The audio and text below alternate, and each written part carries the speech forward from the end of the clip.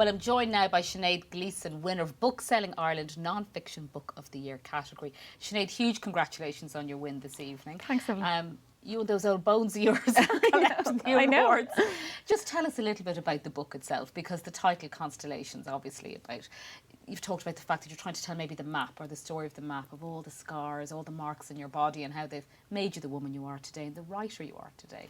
Tell us a little bit about that. It's a book of essays, so it's about a lot of different subjects. So I do take one of my big themes, I think, is the body, because I've had a lot of bad luck with mine. You know, I have a hip replacement, leukemia.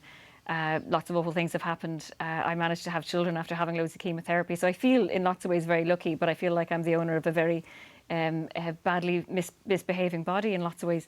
And I think if you write about the body in Ireland and you're a woman, there's a lot of political aspects to that as well, which I try and talk about in the book.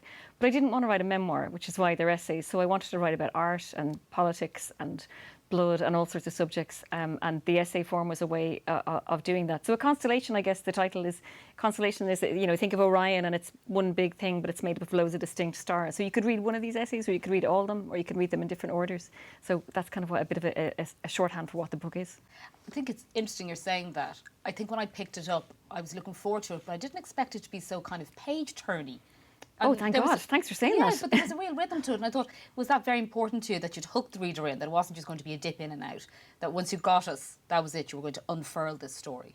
Yeah, I wanted to tell it in a very specific way. And I think I was approached by a publisher a few years ago about writing a memoir when they'd seen something I posted online. And I thought, I don't want to write a book that's all about death or all about illness or all about sad things, because I'm interested in loads of things. And a book like this is a way of funneling all the things that you're interested in and sort of whirling them all around in a sort of mad tombola, which is what I tried to do. But yeah, I think also when all the big stories, whether in fiction or non-fiction, are grief and death and love, because they're things that happen to all of us. And I think that's why people relate to the book. And I get that all the time. I do events and people come up and want to tell me about a terrible thing that's happened in their life or an illness that they've had. And I think people find a kind of a shared connection, a sort of a moment of recognition in the work. And that's been one of the highlights, is hearing other people's stories.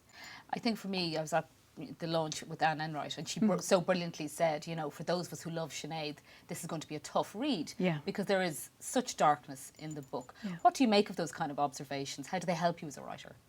Yeah, there's definite darkness, but I always find, I mean, I teach writing to students, and I always say you've got to go where the raw stuff and the difficult stuff is, because that is the stuff that people actually respond to the most, because it's the stuff we're all just trying to get by in life. And if you read somebody else's experience of grief or loss or pain or illness, it makes you feel less alone when you do read those stories. I think it's why we read that kind of work.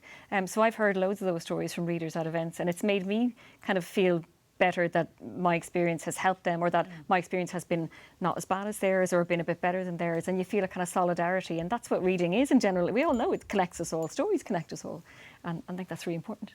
Now, it's not our first time meeting here. You've No. won twice before, but of course they were for anthologies that you edited. Yeah. Tonight you're sitting here winning this award sort of for your own writing. That must be gratifying in a different way. Oh, it's a huge deal. I mean, I was been so nervous, and I don't think I was nervous before about the other awards, but I've been really nervous about this. My husband's even been more nervous than me. But when you write a book yourself, you are putting yourself out there, especially a book like this that is quite open-hearted and does reveal an awful lot. And I was in a category with a load of people I really admire, so I just wanted to come along for the night. And when they announced it, I feel really thrilled. For your own writing, it's really thrilling. I'm so delighted. You love to dance. I hope, is there disco later? I hope there I've is. just got a feeling I'm going to see you on the dance floor this later. I'll be there. I'll see you later. Thank you, Sinead, and congratulations. Thank you, again. Ellen.